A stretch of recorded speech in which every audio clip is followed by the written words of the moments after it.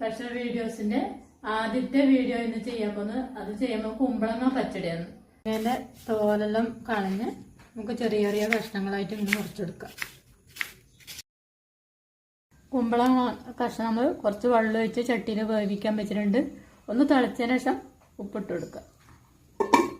തേങ്ങയും പച്ചമുളകെല്ലാം കുറച്ച് അരിഞ്ഞ് പകുതിയായിട്ടാകുമ്പോൾ നമുക്ക് കുറച്ച് കടുവും കൂടി ഇട്ടിട്ട് ഒന്ന് ചതച്ചെടുക്കാം. കടു നല്ലോണം നൈസായിട്ട് അരിയുന്നുണ്ടോ ഒന്ന് ചെറിഞ്ഞ് വരുന്നുണ്ട്.